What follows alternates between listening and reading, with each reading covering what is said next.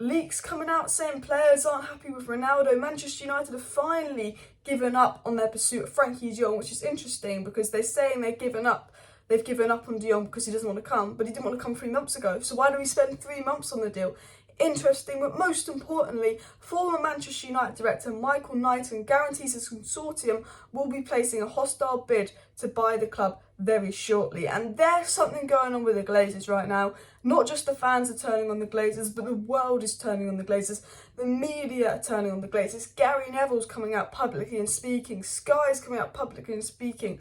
Not just United fans, the media is all turning on the Glazers and the pressure is on. But I want to dive right into the Michael Knighton interview, talking about him buying the club and all of that and maybe forcing the Glazers out. I think this is the time to get the Glazers out. The pressure is on, the protests are on, the stock price is down, the media going in on what he's had to say. He's promised he's going to make a bid for United, and we'll talk about how likely is it to get new owners, what do we need to do to get new owners and all of that. So make sure you smash that like button and of course subscribe down below if you're new. So Michael Knighton went on United Religion TV and he was a Manchester United director from 1989 to 1992, and he said, "We are a club in crisis and we all know the reason why." The Glazers. He said, "We have an inept and frankly useless ownership who knows little about the game of football." Exactly. When they were at Old Trafford, the Glazers were probably sat there watching the match at Old Trafford thinking, why aren't they wearing helmets? Because they know nothing about the real football. Michael Knighton also said regarding his hostile takeover, "Everyone knows that we need new ownership at this football club and that is my aim. Those are my objectives. I'm making good progress. I continue to talk to people. I've got some good pledges with some good finance." So he's talking to people, trying to get a group together to buy Manchester United. And the fact that he's making this public knowledge, I mean, I think we should take him seriously, because I think if it, when someone makes something like this public knowledge, the whole world knows, so it needs to be taken seriously. It's not someone saying they're going to do something, he's obviously taking actions to do something. Michael Knighton says, "We are now working on an offer document to make an offer for a club," but obviously it's a hostile bid.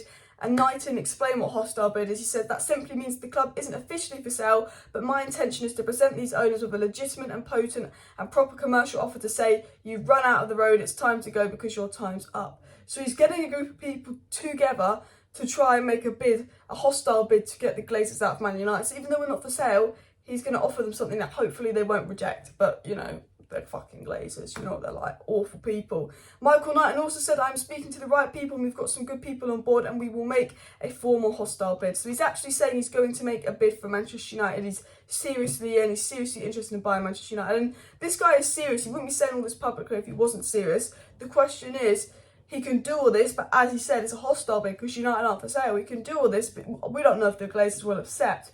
But I think the more and more pressure we put on the Glazers, us walking out the media, putting pressure on the Glazers, is increasing the chances of getting rid of them. I say to you guys now, just keep being anti-Glazers, keep the anti-Glazer movement going, because if he comes in and puts this hostile bid in at a really anti-Glazer movement time, they might finally just be like, you never know. Knighton also went in about the current share screen as a smoke screen to keep the current owners in the current situation at United. "My advice is to anyone is to wait until you have a proper opportunity to buy a block of shares, which gives you real power. The scheme does not do that in my view. I mean, look, do not buy United." Actually, United shares are so fucking low right now. If you do want to buy a share, probably your best time. But Knighton also says, "By all means, take your own separate independent legal and financial advice. You must do that. But the shareholding gives the fans, frankly, nothing," which is true. He also followed up by saying, "It's inevitable that the fans are going to protest because of frustration, because of disappointment. What else can they do to show the disappointment?" Obviously with the protests. And Knighton said the protests are brilliantly organised, they are peaceful, and that's very important. No one would support violence. So again, Michael Knighton, who, is saying he supports the protests at Manchester United, they're peaceful protests, and he absolutely understands why we're doing them. He then followed up by saying, "These peaceful protests by fans simply saying, look, we want change, preferably we want regime change. So yes, the protest will continue, that is inevitable until they bring what everyone wants, which is change of ownership." And he's right. Even if we won the league, I'm still not going to become Glazered in. I'm always going to be Glazed out. And then he finished it off by saying, and the final message on his bid, saying his consortium is ready and waiting. The funds are pledged. The offer document is being drawn up and it will be presented. Knighton continues, "But we're still waiting for the great Sir Jim Ratcliffe to come forward because he solved all our problem, makes my job redundant. but until Jim comes, my consortium will be placing the bid shortly, I can guarantee that. And he's publicly come and addressed Sir Jim Ratcliffe, so maybe he's done this publicly to get his attention because he's really serious about putting in a hostile bid for Manchester United. So smash that like button if you want, obviously, Sir Jim Ratcliffe to purchase Manchester United. I mean, smash that like button if you want Glazers out. But the pressure is on the Glazers. Gary Neville said only a few days ago, the time has come for the Glazers to sell Manchester United. The time has come. It is now. And if you look at the stats, Manchester United's value has slumped more than 260 million in the last decade, since the Glazers sold 10% of the shares to the New York Stock Exchange, and that Man United's overall value dropped from 2.2 million to 1.88 billion. By comparison, Juventus' share price has doubled in the same amount of time. You know, they're absolutely killing this club, and they're not even doing a good job of the business side of the club as well. The worst part is they've not put 1p of their own money into this club. Every transfer we buy is with our own money. It's an absolute joke.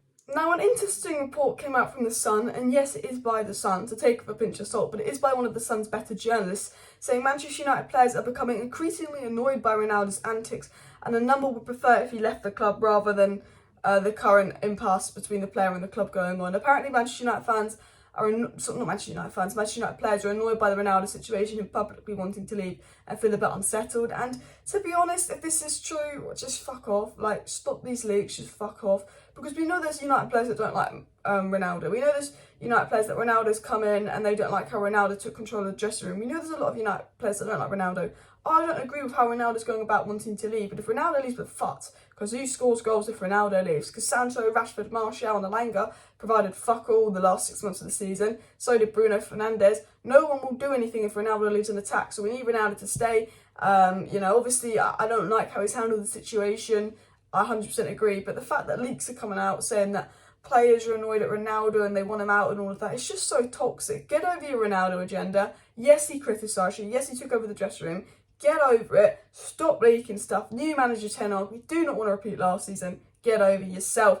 Hoping it's fake news, though. Hoping it's fake news. But lots of reports coming out saying that we've given up on De Jong now. Now, I still had hope on De Jong. I just thought maybe we're just going for Rabiot because they've finally woken up and said how crap McFred are. But I think the fact that we're going for Rabiot, which is really funny because Juventus tried to pay Rabiot to leave, and now we're going to give Juventus nearly 20 million for Rabiot because we're an absolute joke of a club, says to me that maybe we've fucked up the De Jong deal. But I've still got hope on De Jong until it's over, and there will be a big fat rant if he ends up at Chelsea or staying at Barcelona. But make sure you smash that like button. Make sure you subscribe down below if you're new. And let me know your thoughts on potentially getting new owners in. Let me know your thoughts on the Rabiot, the De Jong, this Ronaldo situation, all of that. I will be back live tonight, 6:30, 7 o'clock. So we'll see you then, and bye.